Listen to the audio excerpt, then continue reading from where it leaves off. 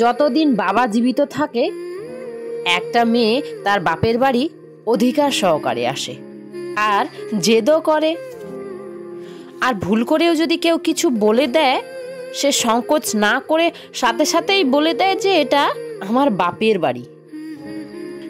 কিন্তু যখন বাবার মৃত্যু হয় আর মেয়েটা শ্বশুরবাড়ি থেকে আসে তখন সে এত চিৎকার করে কান্না করে যে আশেপাশে সবাই বুঝে যায় যে তার মেয়ে এসেছে।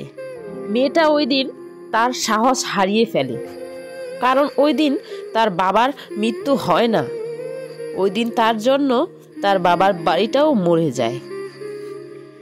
কিন্তু তার বাবা যাওয়ার পর মেয়েটা আর দাদা বৌদির কাছে কোনো জেদও করে না, যেটা তার বাবা থাকাকালীন করত।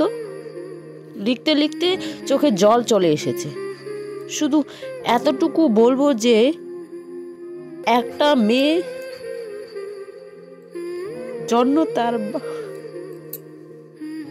একটা মেয়ের জন্য তার বাবা হলো সবচেয়ে বড় শক্তি, কিন্তু সে প্রকাশ করতে পারে না।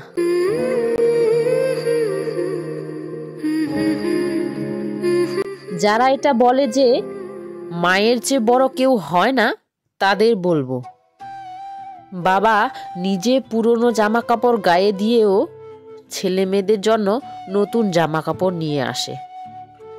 নিজে কম পড়াশোনা হয়েও নিজের অকাতের বাইরে বড় স্কুলে ছেলে মেয়েদের পড়ায়। নিজের ব্যথাটাকে লুকিয়ে রাখে আর ছেলে মেয়েদের অল্প একটু ব্যথা লাগলেও ডাক্তার ডেকে আনে। সারাদিন মাথার ঘাম পায়ে ফেলে সন্ধ্যাবেলা বাচ্চাদের জন্য কিছু না কিছু অবশ্যই নিয়ে আসে। সন্তানদের জন্য বাবা সেখানেও হাত ফেলতে রাজি যেখানে তিনি পা রাখতেও পছন্দ করেন না।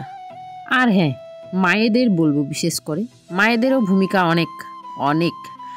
কিন্তু এই কথাগুলো শুনে প্লিজ কিছু মনে করো না। হ্যাঁ, দেখবা সব কিছুই সত্যি লাগবে আর ভালো লাগবে যদি নিজেকে মেয়ের জায়গায় বসিয়ে দেখো। এই কথাগুলো শোনো আর কি, নিজেকে মেয়ের জায়গায় বসিয়ে। তাহলে কথাগুলো ঠিক বলে থাকলে অবশ্যই কমেন্টে জানিও বন্ধুরা। চলে এলাম নিজের বাড়ি। নিজের বাড়ি আর কি বলবো, এখানে আর নিজের মতো কীটা করতে পারি, তাই না?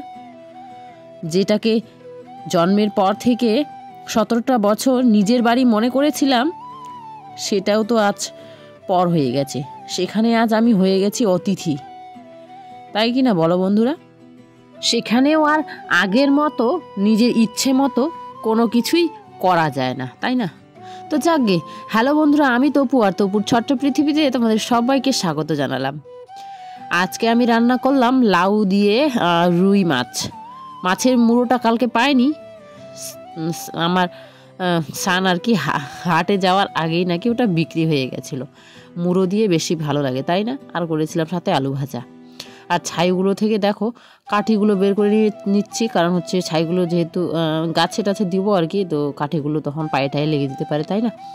আর কালকে যেহেতু এতদিন ছিলাম না ঘরে, আমাদের বিছানাতে কেউ আর ঘুমায়নি, সব তুলে রাতেই সব তুলে রেখেছিলাম। আর ছেলের অনেক জামা প্যান্ট, ওগুলো আজ কেটে দিচ্ছি।